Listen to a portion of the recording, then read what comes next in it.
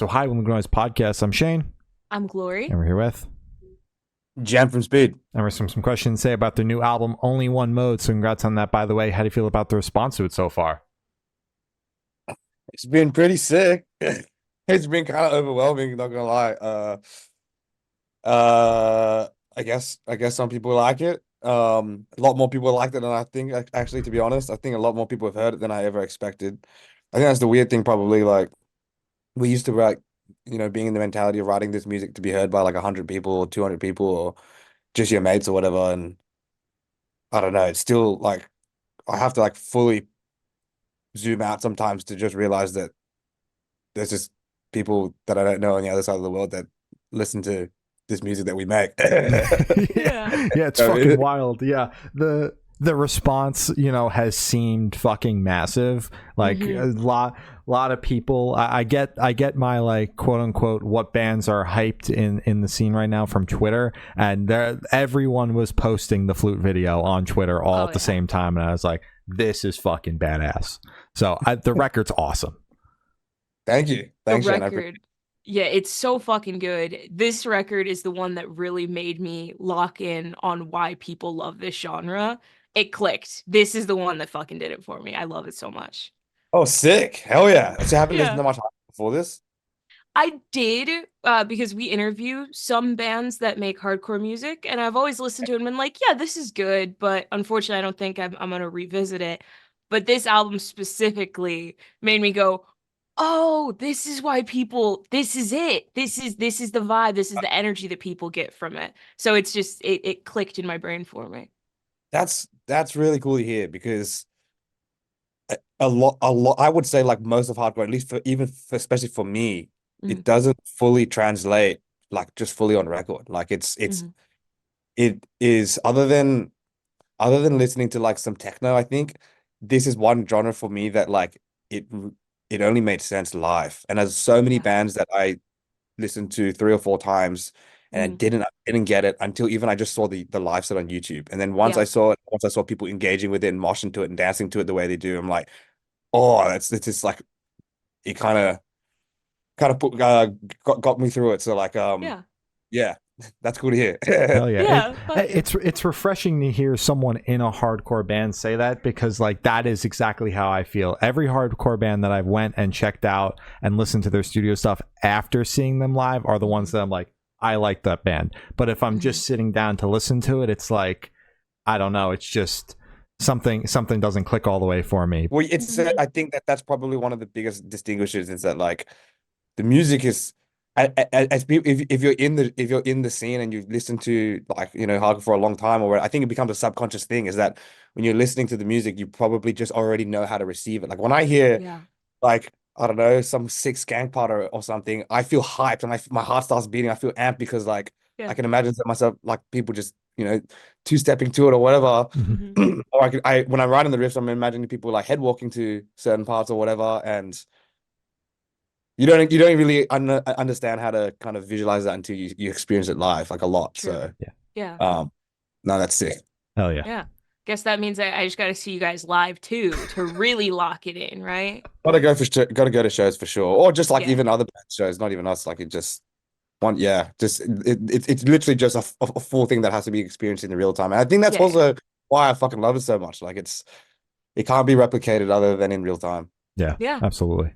True that. Yeah. So is there any meaning behind the album cover or title? Yeah, for sure. That's just like it's just a life philosophy, I guess. It's like tongue in cheek a little bit in a way. Very confident, but any speed record could have been named this. But I think especially writing this album, and to preface, like we really didn't ever foresee that we would do an album when we started this band. But when in the year or two leading up to this, or the year leading up to this, we spent a long time kind of reflecting on, I guess now like a responsibility we felt in a way, because like, I mean, like when we were doing the EP, for example, like I wrote that EP in COVID, and as I said before, like I was imagining to play this to like 200 people. I was imagining just a friend in Sydney that would hear this type thing. And with this album now, like we've toured for 2 years and like just like played to some insane crowds, and just the whole hardcore space in general has like tripled or quadrupled since pre-COVID. Mhm. Yeah. It's just this crazy like boom that we all wrapped up in, and like for some reason like a lot of that light or some of that light is being shone on our band, and Hmm. you only get one life, and you only get like what really sometimes this only happens barely, this kind of thing barely happens to anyone's lives, you know? Yeah. And so I take this as like a bit of responsibility. Like I want to make something. If people are listening to what I'm saying, I feel like that's a privilege, you know? I want to make sure that I'm communicating myself the right way, and that people are getting something or feeling empowered in some way. And anyways, that only one mode is just about like finding yourself, finding your people, and just Hmm. going hard as fuck. Like just Yeah. feeling the confidence to achieve and pursue whatever your ambitions or convictions might be, to Hmm. its fullest potential. That's Yeah. what it's Yeah. about. Hell yeah. Fuck So yeah. as we've established, like you didn't really expect to really anybody outside of a couple hundred people and your friends to really even listen to the band. So going into a debut record where there's eyes on you, like, you know, leading up to, you know, the past couple of years, what kind of pressure were you feeling kind of going into this, and obviously going into like the release and whatnot? Mm. It's just it's more of an internal pressure, you know. And it, the experience so far has like it's been fucking overwhelming. I'm not gonna lie, like it's been fucking Yeah. crazy. It's Mhm. just, you know, I also I think because we're a bit later in life, like we're all in our 30s pretty much. Like I guess we just have, I guess just more of an awareness of now of just like uh what this means, and that kind of, I guess, just the implications of it all. We're not as naive, I guess, maybe as if we were getting into it when we were doing one of our first bands like 10, 15 years ago. Mhm. Hmm. Um, but whenever I feel kind of like overwhelmed or unsure or like anxious about just something, just because of how fucking crazy this shit's going, like honestly, it just comes back to the whole mission and the whole purpose of this, which is just like making sure my friends un understand where I'm coming from. Like, Hmm. as long as my friends and my family back home get what we're coming from and they're proud of us and they understand us and what we're doing, Hmm. that's all I give a fuck about. Like, there's just too many people out there nowadays who can just see what you're doing. They can judge what you're doing fucking for 2 seconds when they see it. They swipe through it on your phone and then they think they got an idea. Like, as I said, like this is kind of music's got to be experienced live. Like Yeah. we didn't find out about hardcore shit or anything like this through TikTok or fucking Instagram reels or that. Like we found out Yeah. about this because someone gave me a flyer and I went Hmm. to my show, and then I went to and I found out there were shows at the youth center next door, and I went there and I made friends there, and I kept doing it for like week in, week out for the last 17 years. Like that's Oh. how I found out about this shit, and that's why I love it. So like I don't expect people to understand it just from seeing it on in the internet or whatever else. So like I just don't, I guess that's the only pressure I have, making sure my friends and family back it, and they do, which I'm so fucking grateful for. You Yeah. know, Yeah. here in Sydney, like we just have such an incredible support network, and around Australia too. So that's what this band's about anyway, just Australian hardcore. So yeah, that's all that really matters. Yeah, fuck Fucking yeah. awesome. So you aren't really the type to kind of like read Instagram comments, YouTube comments, and that doesn't get to you at all, as long as like your family and friends support you and back you?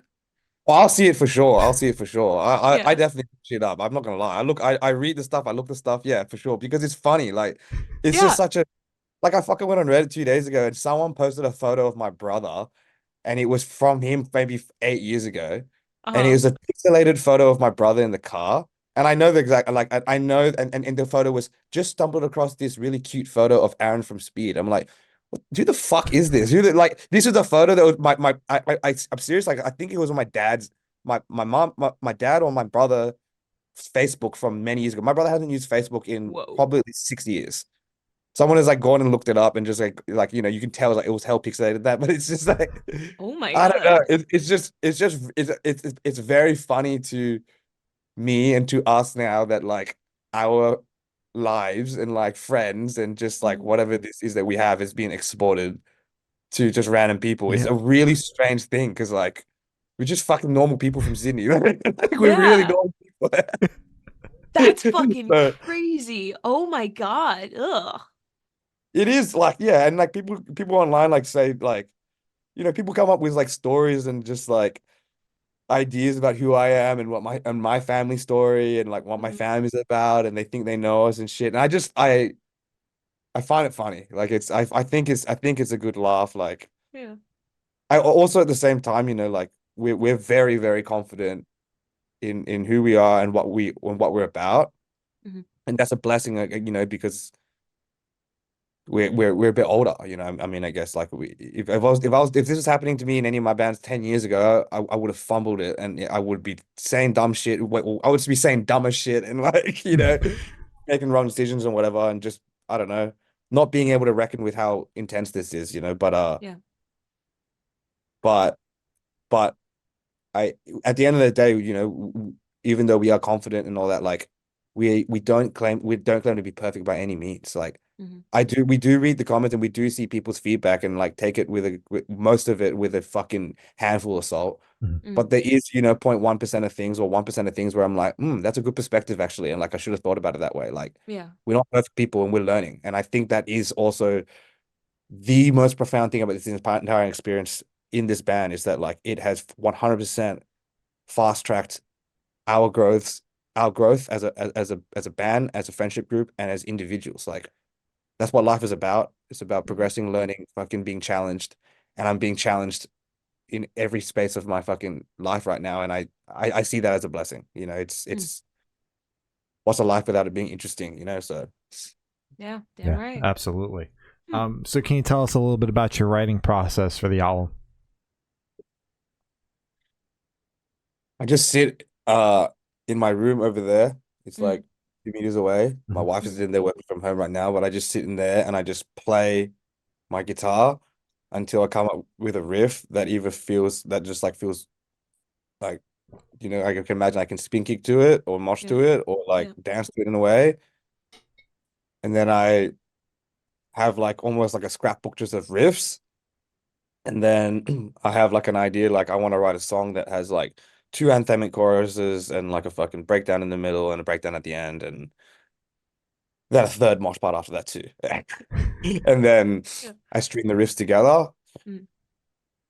and go back and forth a couple times and then demo it and then send it to the lads. And then they're like, nah, this sounds way too much like this riff is exactly a TOI riff. Mhm. Or this riff is exactly like this is way too much like Marauder in this way or whatever.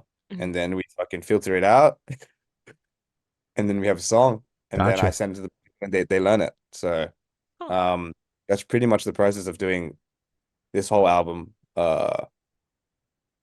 Yeah. And then and then the magic really comes together when I sit down with my mate Elliot Gallagher at the Chameleon Studios.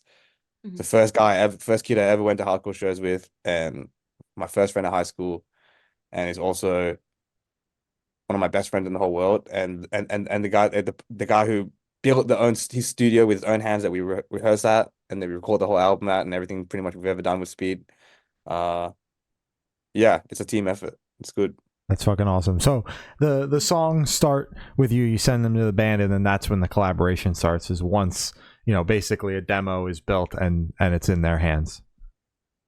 Yeah, like I write all the stuff pretty much myself, and then and I'm kind of demoing the songs as I go because I'm like recording them into like pre-proing into a computer at the same time. Mhm. Mhm.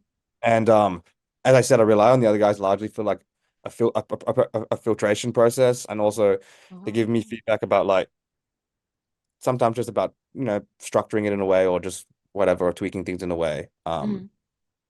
But pretty much most of what is written starts with me.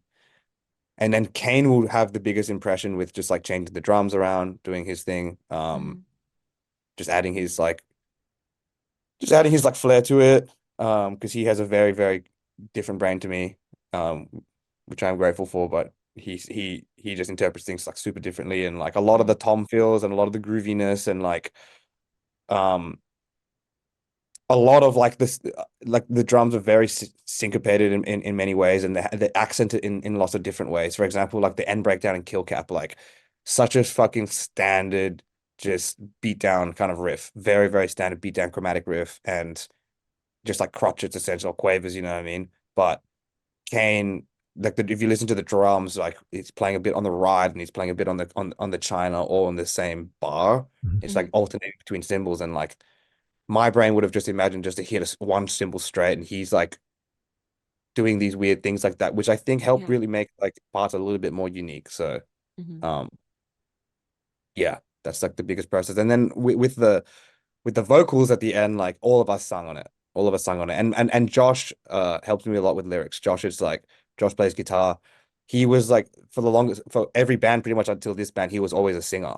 And he sang in this band called Wreath and a band called Legions from Sydney, the Sydney hardcore bands. And I think Josh is one of the best lyricists like ever. Completely different lyrics to how Speed Style is, but like he's just an amazing writer. He's so good with his words. He articulates himself so well. So like we all have different strengths, you know, that we rely on, like, and I think that's how you make you work best as a group, is just recognizing like what's everyone good at, and let's focus on that. Yeah, absolutely. Damn right. Yeah. Great. So what song off the album took longest to write, and which one is your personal favorite? Which song took the longest to write? Okay, it was probably going to be, so there's two songs on the record called Only Foes that go in the first test. Only Foes in the first test. The first test is the one with the jam part at the end with the flute.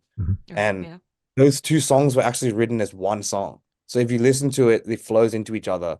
Like the Only Foes pretty much run straight into the first test. And originally it was one song, and I think like halfway through the writing process of that, I came up with this idea to make it two songs that's like structured in a way that like the first song would be through composed, so like no repeats, no choruses, nothing, and it will flow straight into the second one, because most of the songs on the record are like have some kind of like, you know, ABC structure, or like ABC kind of structure type thing.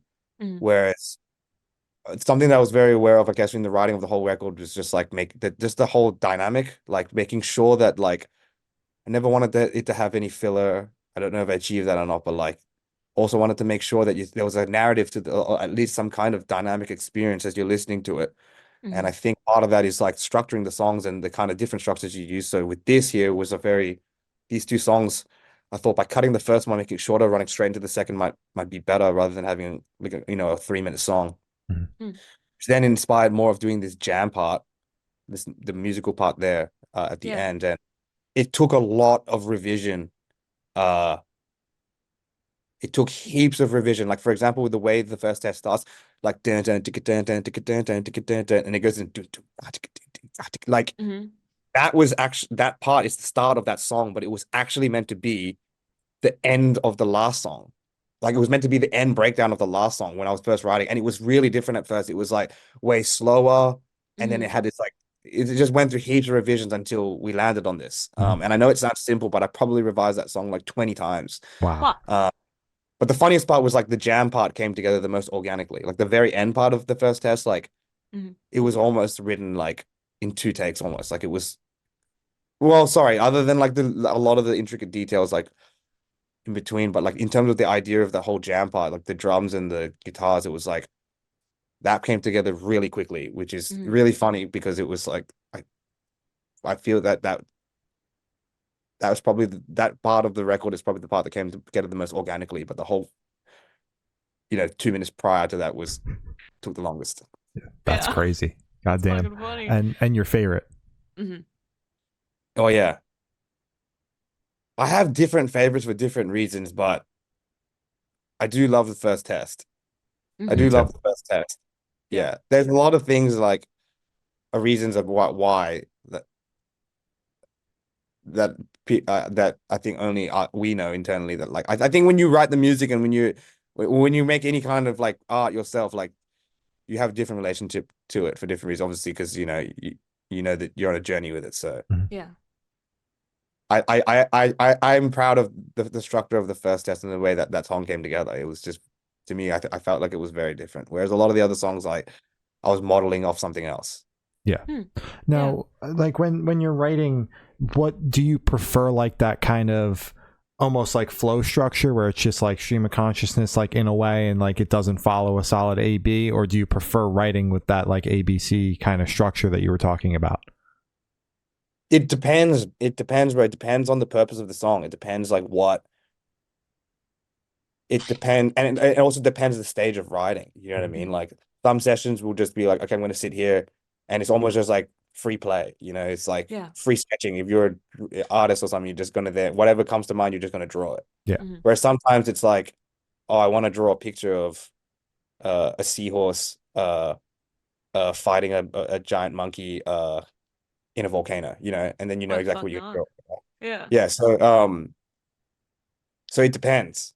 And I think that that's the challenge of writing an album or like a longer form is that, especially going into it, I had a holistic view of the record before writing a lot of it, which was like, you know, I need a song. I wanted, we wanted an intro meaning like we wanted like an instrumental, like sorry. An intro meaning, an hardcore intro, which is not always an intro. Hardcore, when people say hardcore intros, forgive me if you do already understand this, but when people say hardcore intros, it just it means just the instrumental mosh song with no lyrics. Gotcha. So that song. Yeah. Sorry, but when we say, "Oh, it's the intro," but you don't always play at the start. Yeah. Gotcha. That was something that was So, anyways, like one of those on the record, and then one at like, you know, a 1 minute song. But then also like it would be good to have a couple 2.5 minute songs that are verse, chorus, kind of bridge mosh part type thing.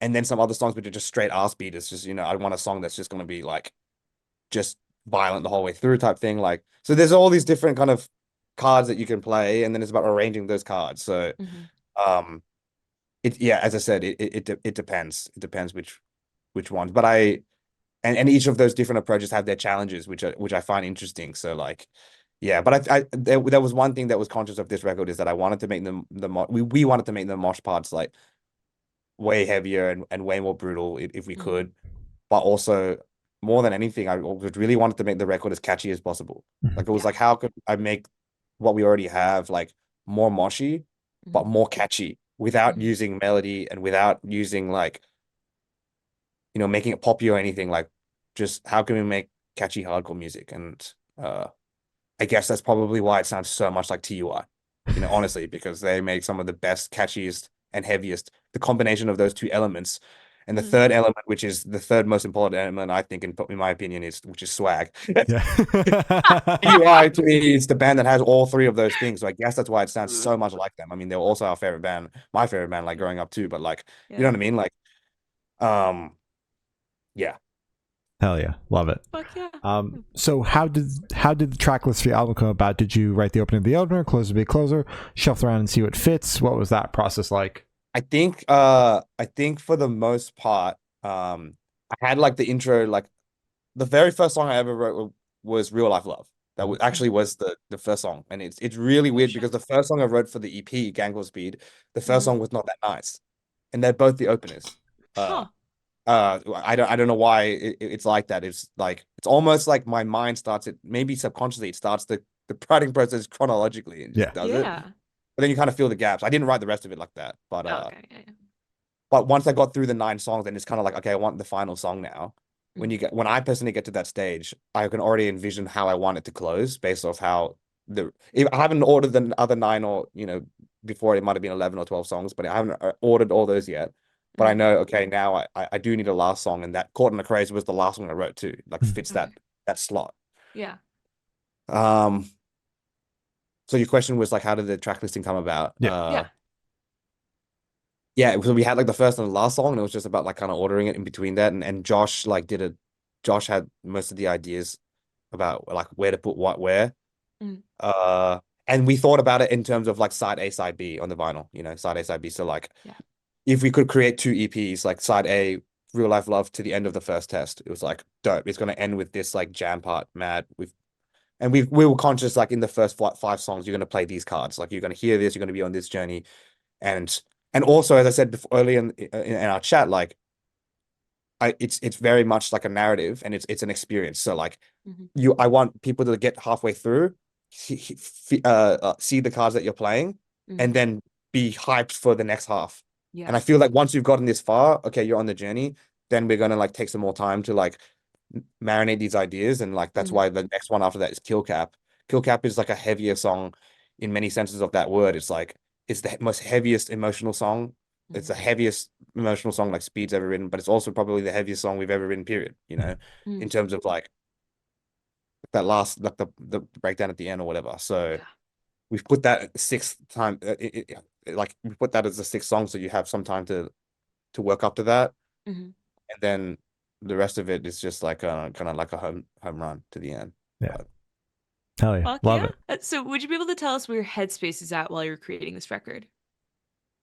where my headspace is at, Hmm. it was pretty crazy because like we were all working like full-time jobs, like working in our careers and our lives, like all through last year. Mhm. And at the same time, like as I said before, like we never thought we'd do an LP. And we just Yeah. really never did, because it's hard to do a good hardcore LP. Mhm. It really is. I really didn't have the confidence to do one, to be honest. Like I just didn't Wow. think that Yeah. we would be able to write one that would be I never want to do anything unless it's going to be, you know, sick. And I just Yeah. didn't feel like we necessarily could do that Mhm. when we started this band. And largely, I think it's because as well, like we were aware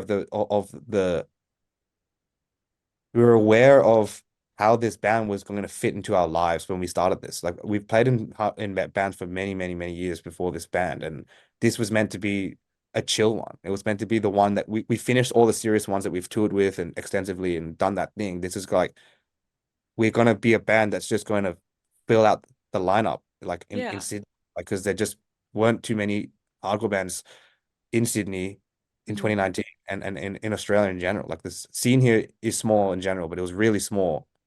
It was this it thinned out to like its smallest like towards 2019. So Mhm. never expected anything, right? Like the Australian hardcore is not a very it's not a global scene really, like Mhm. before this. So we're super aware of like our trajectory and the potential of what we could achieve. And without even speaking about it, like we're just like, yeah, we'll just play locally. That's what we want to do. That's all we wanted to do, really. Yeah. Uh, so I explained that. I explained that, Glory, because like when we going into this record last year, you fast forward a few years and like we toured overseas like 5 or 6 times. Like we went to Yeah. America twice last year. We played Sound and Fury for the second time. We did This Is Hardcore. Like shit was Mhm. fucking popping. I did Japan, Southeast Asia, Yeah. like some of the most insane shows like of our lives everywhere. Outbreak Fest, like before COVID, the biggest show we played was to 200 people, and then last year we played to six to Damn. 10,000 people, like 6 to 10,000 hardcore kids. I'm not talking about a random festival. I'm talking about 6 to 10,000 kids that are there to mosh to you. Like It's Yeah. crazy. that's fucking crazy, Yeah. So Yeah. like super, super, super overwhelming of just being like, what is life, and trying to keep up with it and trying to navigate it as best as we possibly can. Yeah. We manage our band, and we do everything like ourselves with our own hands. Mhm. It's the only way that we really know. We have a team that helps us too, but like we are so in it that like outside of the touring as well, it's like a fucking full-time job. Like it fully is. Like Yeah. it's insane. Like from the moment I wake up to the moment I go to sleep, and then while I'm dreaming, like Yeah. Mhm. it's it's like that. So last year, writing an album whilst working a full-time job and touring like this was like really intense. Mhm. But in a positive way, in such a positive way, because I really was like, I don't know how I'm going to do this. Like in my head, I was like, I really don't know how this is going to be done. Yeah. And the worst thing behind it was that like I'm gonna have to make fucking music videos for this. Like I'm gonna have to make more movies. And I was just like that. As much as I like love coming up with those ideas, and like as much as like that part of the process is like so, at least the end of it is very fulfilling. It's just like I fucking dread making the music videos. I'm not gonna lie. Like Mhm. it's really hard. Like Mhm. Yeah. especially like 100% directing it yourself and coming up with the whole Mhm. idea, pulling it all together. Like is a lot. Yeah. And I knew that it was undeniable. We had to do it because like Got a record. a lot of this shit kicked off for us was like people like those, and we can kind of do them. So Yeah. Mhm. anyways, yeah, thought process was very intimidated but very excited, and Mhm. very intimidated in general but very excited to see where it ended up. And it took about a year, but we got there. Hell yeah. Yeah. So obviously, the band is popping, so the answer to that is to put together a record. Now, curious, like, how did you gain that confidence? Because you said earlier in your answer that like you just did not feel confident in a full length. You didn't feel like it was possible. So what drove you to that, to really conquer that? I still have like in a way I still have imposter syndrome, which I think is normal, but like I really do. Like I really, it's a really good question. Like Thank you. I still feel this because I really don't think the music that we're making at all is groundbreaking at all in any means. Like and I look at like idols of mine, like from your Justice Trips to your Ben Cooks to your Scott Vogels to your Todd Jones to like, I see these these people who make incredible music out there. And I'm like, our band is like playing the same shows as them and being spoken in the same sentence as some of these people. And I'm like, I know that I don't feel that these are people and bands that I look up to who have created their own niche style within a genre that is so traditionalist and so rooted in just like, really a few basic principles, a few basic fundamentals, sonically. Mhm. It's kind of difficult to kind of really create something very new in a subgenre, quote unquote, like hardcore. So I just didn't have thought speed was like that. And because of that, going into this record, like especially, and even to this day, for a lot of it, like we really felt the hype superseded the substance. Like to put in perspective, like we toured an EP of 6 songs for 2 years and like went from playing 200 cap rooms to, as I said, like up to 10,000 rooms. Like it was like fucking crazy. Like, so sorry, what your question was about, like Overcoming that, like that overcoming feeling that. Yeah, that that's you right. can't do it. Yeah. And so, uh, the honestly, it has been this whole experience of the last 2 to 3 years of being so embraced and so celebrated by people that we look up to. Like bro, like my favorite bands growing up, my two favorite hardcore bands growing up were Have Heart and Trapped Under Ice. Mhm. They were my two favorite hardcore bands, and they are my two favorite hardcore bands of all time. Mhm. Like, and we just came back last week from playing Have Heart reunion shows in Boston and New York. Like Pat Flynn fucking FaceTimed me last year and was like, "We want to fly you over to play here," and I'm like, "What the fuck do you mean?" It's fucking Like the awesome. most insane FaceTime of my entire life. Like last year before that, we played Sound and Fury before TUI in LA. Holy Like Josh shit. couldn't even TSA locked his guitar, and the 10 minutes before we got on stage, he realized he couldn't unlock his guitar case, and he played Sam Trapkin's guitar at Sound and Fury. You know what I mean?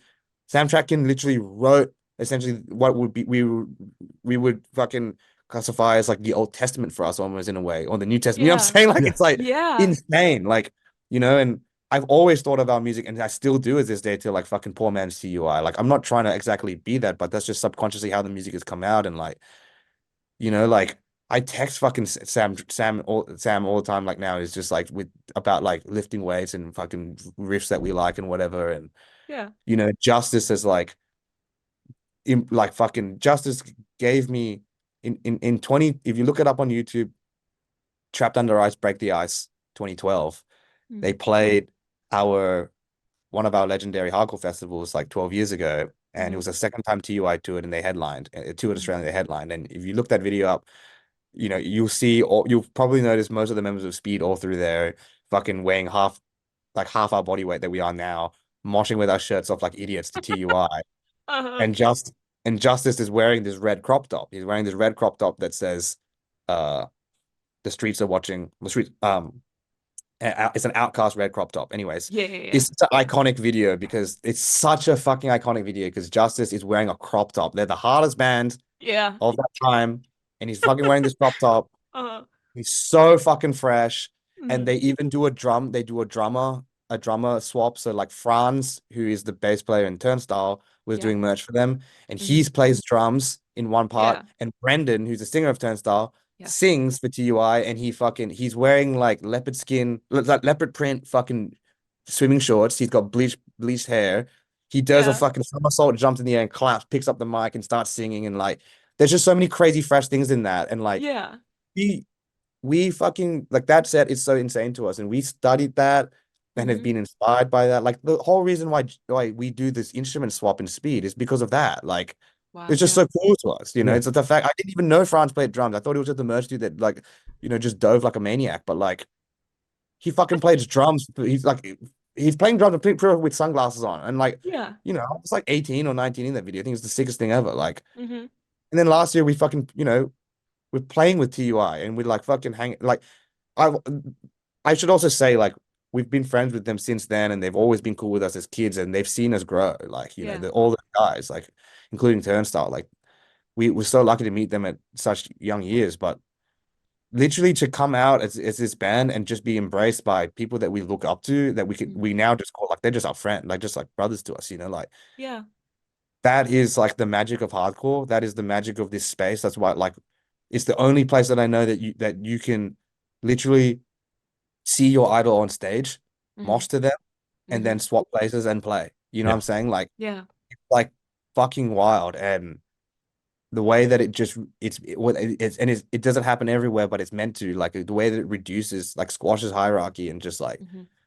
the idea of clout and all this bullshit, like for the most part should be like foreign to most or lost on most. Like it's just that is the thing that gives us, confidence. Like the second show we ever played was with Terror in Mm-hmm. Sydney, and Scott Vogel fucking pulled me into the green room after that and was just like, I want to support you guys. Like what I just saw there was fucking amazing. Like any label you want, like I'm gonna email all the labels in America. He's the one that got us into Flatspot. Wow. Scott Yeah. Vogel fucking emailed Flatspot Records like Ricky and was like, yo, check out this band Speed type thing. Mm-hmm. Like Terror, like the fucking goats. Like Yeah. it's like so much of who I am as a vocalist and a fucking like, fucking frontman, or even call it on stage, at least with the mic, like it's so influenced by someone like Scott Vogel. Like it's just wild, So Yeah. our experiences have been completely validated by people that we look up to, who, if it wasn't for that, like we already confident. And I should preface, like growing up in Sydney, like we see this music and what we're making in Speed, and our other friends from Sydney as well. We see that we have very much like a for us bias mentality. Mm. We write this for our friends and our family, and that's all that matters. Yeah. And so that is also in itself very confident. It's a fucking G up. Like it's very boosting of confidence. But Yeah.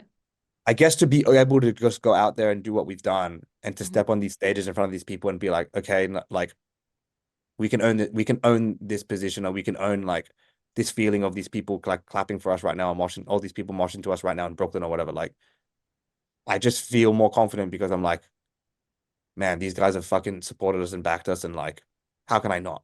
How could I not just like do this now? So Yeah. yeah, man, It's fucking the crazy. people around us are the people that really have made us who we are in Yeah. in a Yeah. big way. And the craziest thing is you said this was the band that like we're settling into our jobs, we're settling in, we're just gonna like do the Sydney hardcore thing, and then you're just like, yeah, 10,000 cap rooms filled with hardcore kids all moshing to our music at the same time. It's like just bonkers. Mm-hmm. It is so fucking crazy. And Yeah. the only thing that I can put it down to a few things. Like number one, hardcore as a whole is going through a wave. Absolutely. It's not a speed thing. It's nothing to do with speed. It's all these other amazing bands that are fucking pushing it, like Mm-hmm. from Never Ending Game to Scarab to fucking Mind Force to End It. Like Mm-hmm. so many bands that are pushing this right now. Candy doing great things, and everyone wanting, and the world just finding out about this shit after COVID or whatever, like during COVID. Like it's a wave that's happening right now. Mm-hmm. But sorry, yeah, at the same time, like this, even though this band was meant to be like, it wasn't meant to be a throwaway band, but it was Mm-hmm. like, I was like pretty much 27 or 28 when I started this band. And, you know, like being with my wife for like so many years now, and was like, okay, I'm gonna fucking stop fucking, eating shit, living out of the van, and just like burning all my money to go on tour because it never make any money playing in a hardcore band or anything like that. Not Yeah. that I mean the concept of making money or just this concept in general is just fucking strange, Yeah. especially starting to speak. So it's just like, well, I gotta work. I want to Mhm. have a kid so badly. I really want to be a dad. I'm 31. Like I really want to have a kid and shit and like Yeah. all that. And so this band was like, okay, we're gonna just play locally because also like partly like number one, that's how it is gonna fit into our lives. Mhm. Like at this stage of our lives, like we're gonna settle down, just do something easy and not tour. And Mhm. secondly, like that's all you can do in a hardcore band in Australia. At least we thought, like just play locally. Yeah. That's all we cared about. So that's why it was like that. And then, but beyond, the reason why I was saying that was because despite it being so simple, the band started with a very, very clear mission statement. Mhm. And that was to promote Australian hardcore. We did want to start this band to make people, our friends around us, Mhm. be psyched on it again.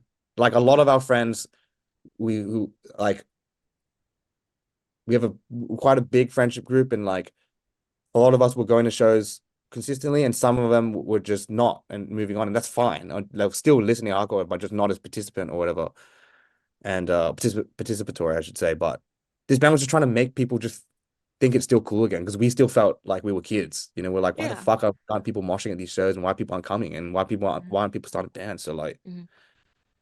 it was very tangible that we wanted to promote Australian hardcore, and that's been the mission statement till this day.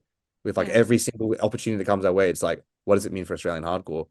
And so Mhm. what I can say is that like, even though everything is just completely gone extraordinary, the only thing I could put it down to is like this wave that's happening with the world, Mhm. and it's the experience that we have just being like older, I guess, and just not Mhm. too, I don't know, just having some.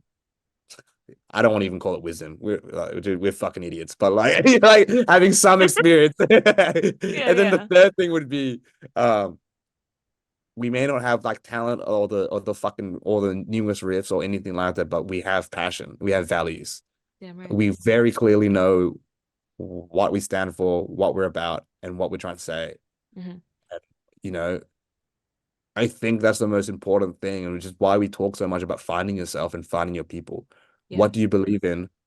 Who are the people that are going to support you on that journey to find that Mhm. and to test you? That's what Mhm. my friends do. It's not just like we're not just hanging out and fucking smoking weed and eating food and playing video games. It's not just that. It's like if I do something fucked, my friends pull me up on it. If my friends do something fucked, I pull them up on it. I'm testing them. I'm like, we're testing each other. We're that's part of the love, and I don't know. That's all I can fall back on to with this band, and Mhm.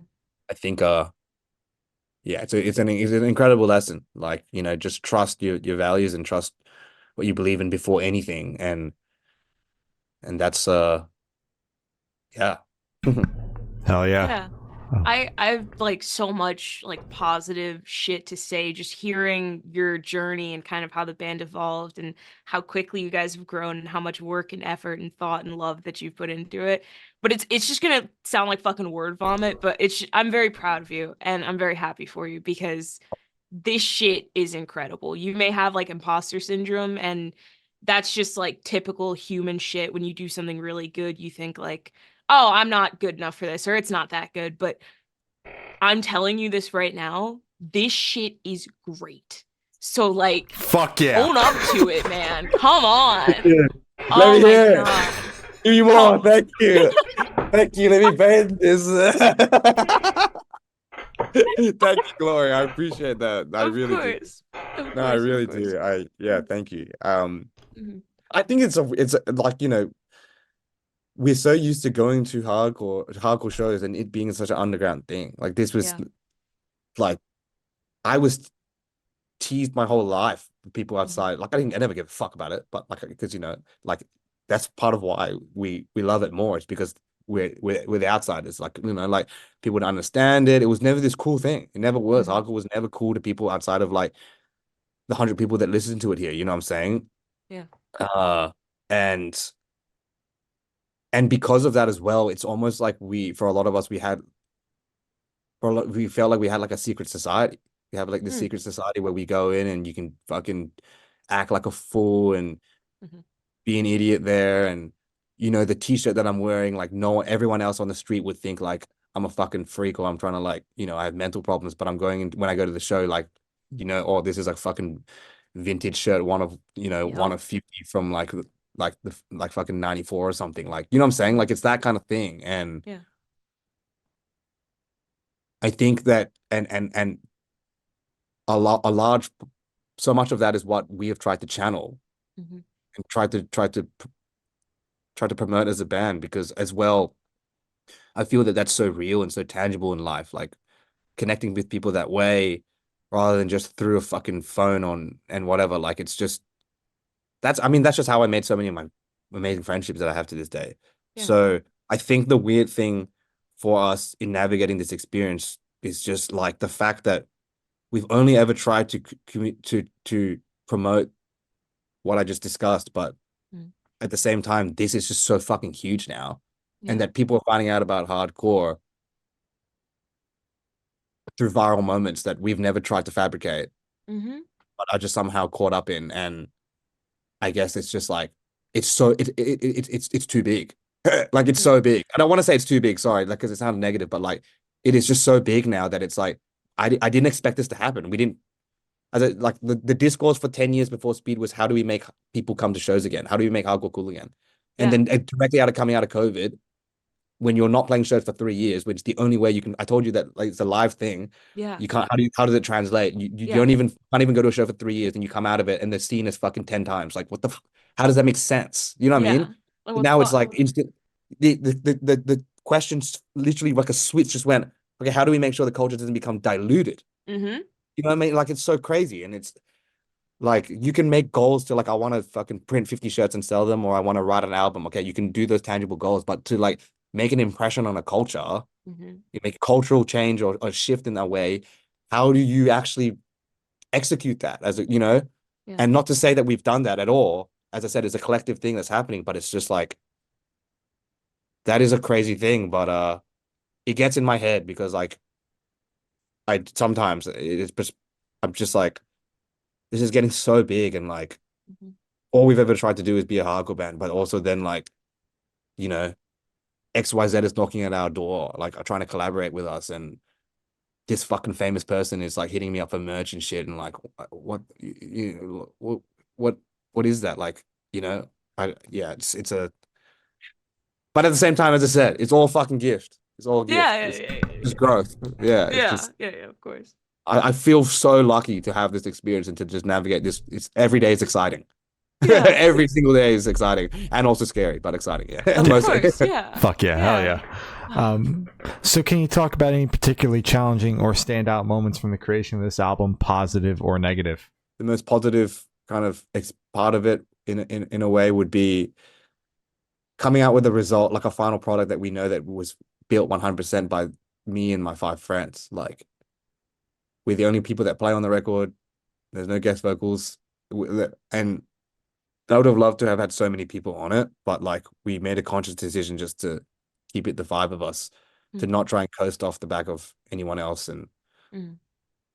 just completely own the record, export something that was completely 100% from Sydney. Mm. And it was made with Elliot in his studio. Like as I said, like Elliot is the guy when we were 13, 14. He's the first dude who torrented a version of Cubase and recorded our friends' demos in his fucking parents' basement. Yeah. And this guy's built his own studio now that we rehearse at. I'm 31 now. Like we've gone through puberty together. You know what I'm trying to say? Yeah. Like we fucking know each other. And like just to go into this record and to the studio with him and be like, bro, we're making this album now, and Mm. heaps of cunts are gonna hear it. Yeah. Like when I say heaps of people, I just mean like it's heaps of more people than like just knowing that like bro, we just played all these people, like people are gonna hear this record and we're gonna make it with you and we're gonna make something together and we're just gonna fucking do this shit completely on our terms, and that's life. Yeah. Yeah. That is so sick, and just coming out with that end product and being like this is 100% made right here, and Mm. the fact that you guys like it so much, like that is so sick. And it's like I didn't get some random producer on it or some XYZ person. It's like Mm. if you like it, like that's Sydney. Yeah. So uh that's definitely the most positive thing. And probably the biggest challenge was one of our one of our best friends, Tamid, passed away when we made this record. His name was Lad Street. Real Life Love. He's one of the main people that feature in that film, in the music video. He's in the first test, in a wheelchair, and he's in Don't Need as the mural, and he is inspired. Like the whole meaning of Real Life Love was he is the person that connected the dots for us in that meaning, and these ideas about identity and community were all born from, all connected by Ahmed Ladstreet. He took so many photos of us for us. He was the only person that was there for the entire studio process, documenting the whole thing by film. And he tragically passed away in between filming Real Life Love and Don't Need. And he was such an important and like incredible figure in our community. He's the reason why such a huge reason why we are so proud to be from Sydney, because he was the freshest dude with the most humility and compassion, and just inspired so much of what we ride for here. And losing him has been the hardest part of this, without dampening the situation, but it's like without conversation, but like, it's just like everything with loss. But at the same time, in a strange way, the only way is in just trying to take it as purpose giving, of like living in his light and exporting the person that he was, and like, everything that he taught us, just continuing to validate that and pay that forward. It's probably been the hardest part, and it's something that we're still dealing with and probably will be for a while. But yeah, I think that's a big thing of why. There's another reason, like, you just making this music and going to shows with people every week, and it makes you feel so, it just creates such a spiritual bond between people who have been on this journey with us. Like, we've had some of the most incredible experiences in our lives in the last 3 years, and our friends that are wrapped up in that, it almost like just coats the relationship with like diamonds and crystals, because you've experienced things together that no one else has, and not many other people go through, and so that when you lose them, it hurts even more. But as I said, it's more purpose giving. It's just paying that forward. Absolutely. But yeah, I'm sorry for your loss. Yeah, it's all good. It's life. It is. It's life. it is. We were the lucky ones to have him. Damn Yeah, right. absolutely. Well, that's all the questions we have for you today. Is there anything that you would like to plug? Yeah, absolutely. Yeah, if you like anything that Speed's doing, make sure you check out Last Ride Records, Burning Ethic Records. Oh, sorry, Last Ride Records, Burning Hammer Records, New Ethic Records, Reason and Rage Records, Resist Records. Check out Australian hardcore. There's like fucking 100 other bands from here that are doing shit that you probably like even more than Speed. And if you don't like Speed, sick. Just check out the other bands in Australia, because there'll be something that you like. So that's it. Do it. And let us know which ones you fuck with, because we're making cool shit in spite of the world. Hell yeah. All right. Well, thank you, Stan. It's been Jem from Speed, and we have been the Good Noise Podcast.